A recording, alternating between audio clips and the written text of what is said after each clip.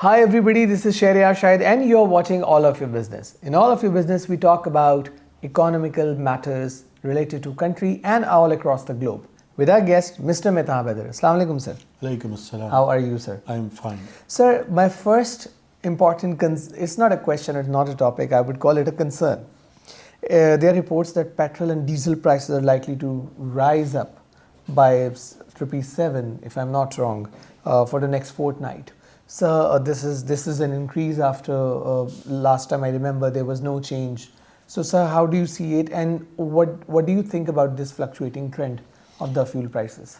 Bismillah ar-Rahman ar-Rahim. Thank you very much for having me. Last time there was a slight increase in the prices, but this time, keeping in view the upsurge in international market, it is estimated that the fuel prices may increase in the range of rupees 4.50 to 7 rupees per litre.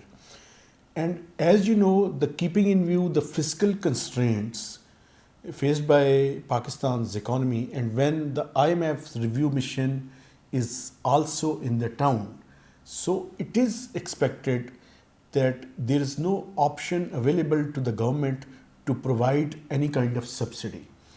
So it might be increased for the next fortnight. So it is expected that the prices are going to be increased. That's why the fingers crossed that the inflation might edge up in coming month. Okay. So it is expected, but keeping in view the overall trend in the international market and keeping in view the changing geopolitical situation, especially in our neighboring countries, especially related to Iran and United States. So these are the factors due to which the international market have witnessed an increase in prices. Right. So the government has no other option but to pass it on to the consumers. Right. So do you think after that we will keep on seeing the fluctuating prices? Actually, until and unless there is a peace and stability in the region, especially in the Gulf region, the oil prices cannot be predicted. So it will remain fluctuating, but overall we have seen that oil prices have largely remained stable in last 1.5 year period. That's why the prices in Pakistan also remained within the bandwidth or within the range. But in recent months, we have seen slight increase. And there is another thing. The government of Pakistan has not imposed GST on petroleum products. Okay. But there is a petroleum levy. And keeping in view the financing requirements and to keep the fiscal deficit within the desired limits and especially the primary balance under the IMF program, so the government has opted to keep one revenue spinner on the petroleum products. GST becomes part of the federal divisible pool and its major chunk transferred to the provinces. But as a non-tax revenue in shape of petroleum levy, it is the discretionary domain of the federal government. So the federal government imposes only the petroleum levy. So it is hoped that they have some kind of cushion, but they cannot compete with the international prices. Right, right. So talking about inflation, Pakistan's inflation to clock in at 7.4% in February, which is being reported as highest in the 8 months. So what are your thoughts about this report, and how do you think citizens will have to face further? Actually, we didn't know the exact number because the exact numbers will be available next week because this is the month of February. When the March will come, then the Pakistan Bureau of Statistics will release its CPI based data. But keeping in view the total environment, and as reported by the Ministry of Finance in its 2 days released monthly economic outlook. They have projected that the overall CPI will remain hovering around 6 to 7%. And that is the bandwidth which they have projected for the current financial year. But it might slight edging up because in last month the CPI was standing around 5.8%. So any slight increase is expected, keeping in view that we have seen that the prices of electricity has gone up. And keeping in view the holy month of Ramadan, slightly, although there are prices in the food market is stable, but we may see slight surge in CPI based data, which will be released by the Pakistan Bureau of Statistics on Monday. So does that mean that the daily life commodities, their prices are going to go up? The prices had already gone up mainly because of electricity adjustments.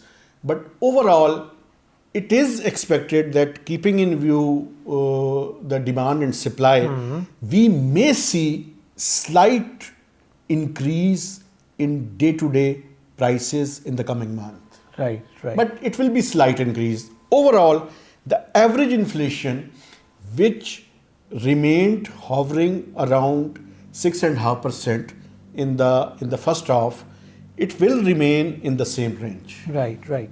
So PSX has crosses 5 lakh investors for the first time in the history of Pakistan. So what does that mean? Can you tell us in a very simpler word for audience, and how it is going to, what sort of implications would it have on Pakistan's economy? Actually,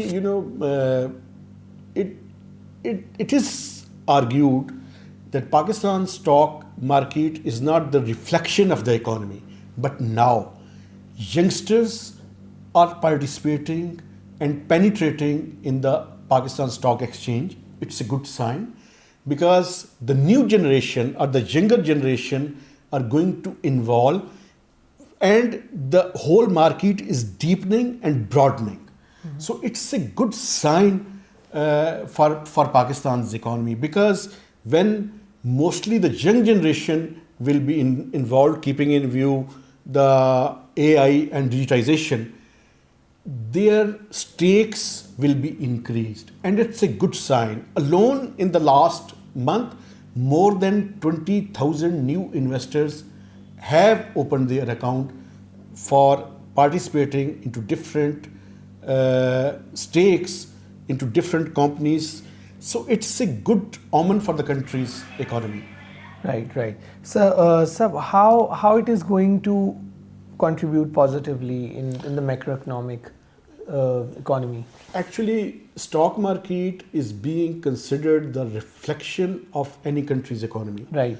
So people, when they have no other choice, they invest into the shares of different companies, so they can generate their inflows, capital from the investment of different sectors. So it is the sign that they are going to involve in the economic activities of different sectors of economy. So that's why it's very important. Right. So government has formed a technical committee to review Export Facilitation Scheme. So how do you see this development? Ministry of Commerce has reconstituted this committee, but earlier I want to remind you that Prime Minister of Pakistan has also abolished 0.25% surcharge on exports, and they have also reconstituted the Export Development Fund because they have more than 50 billion rupees in its kitty. So 22 members have been included into the reconstituted Export Development Fund and its board, and it's mainly the private sector.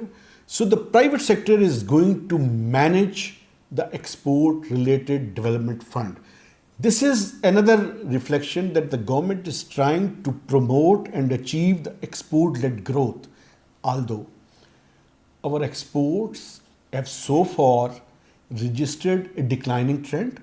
But now the stage is set when they are participating into the policy making process, and government is also providing different kind of incentives. The government is also bringing amendments in export and import related bank, that is newly established Exim Bank, in order to promote exports and trade in Pakistan. Right. So this is the way forward where the government has envisaged to increase the exports up to $60 billion on the medium term basis. Right. Thank you so much, sir. Always welcome. That was all for today. If you want us to discuss some more topics, do let us know in the comments. Till then, keep watching All of Your Business. This is Shariar signing out.